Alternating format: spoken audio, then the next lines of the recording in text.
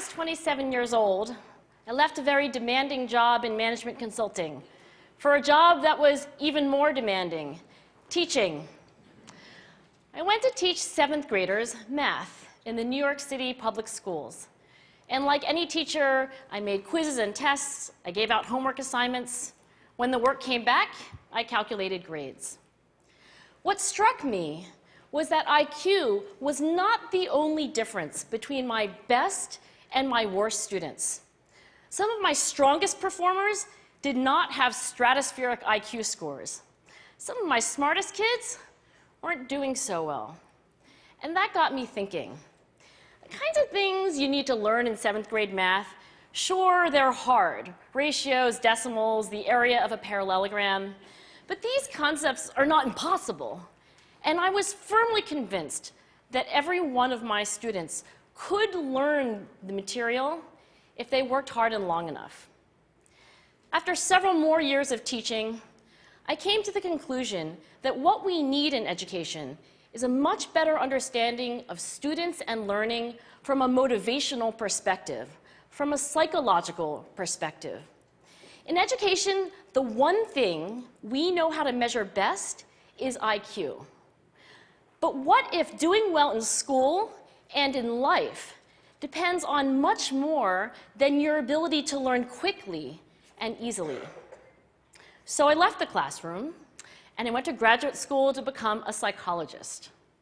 I started studying kids and adults in all kinds of super challenging settings. And in every study, my question was, who is successful here and why? My research team and I went to West Point Military Academy. We tried to predict which cadets would stay in military training and which would drop out.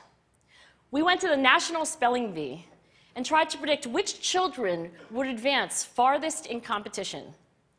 We studied rookie teachers working in really tough neighborhoods, asking which teachers are still going to be here in teaching by the end of the school year. And of those, who will be the most effective at improving learning outcomes for their students? We partnered with private companies asking which of these salespeople is going to keep their jobs and who's going to earn the most money. In all those very different contexts, one characteristic emerged as a significant predictor of success. And it wasn't social intelligence, it wasn't good looks, physical health, and it wasn't IQ. It was grit. Grit is passion and perseverance for very long-term goals. Grit is having stamina. Grit is sticking with your future, day in, day out, not just for the week, not just for the month, but for years, and working really hard to make that future a reality. Grit is living life like it's a marathon, not a sprint. A few years ago, I started studying grit in the Chicago public schools. I asked thousands of high school juniors to take grit questionnaires, and then waited around more than a year to see who would graduate. Turns out that grittier kids were significantly more likely to graduate, even when I matched them on every characteristic I could measure, things like family income, standardized achievement test scores, even how safe kids felt when they were at school. So it's not just at West Point or the National Spelling Bee that grit matters, it's also in school, especially for kids at risk for dropping out. To me, the most shocking thing about grit is how little we know, how little science knows about building it.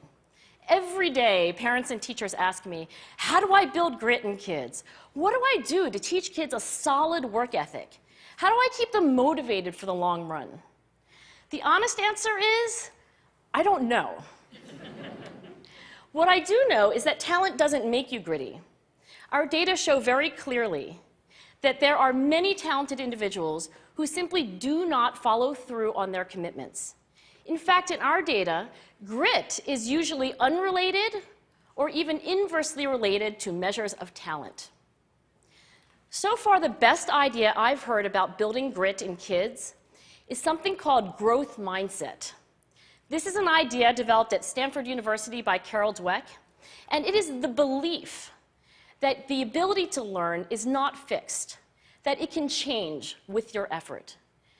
Dr. Dweck has shown that when kids read and learn about the brain and how it changes and grows in response to challenge, they're much more likely to persevere when they fail because they don't believe that failure is a permanent condition. So growth mindset is a great idea for building grit, but we need more.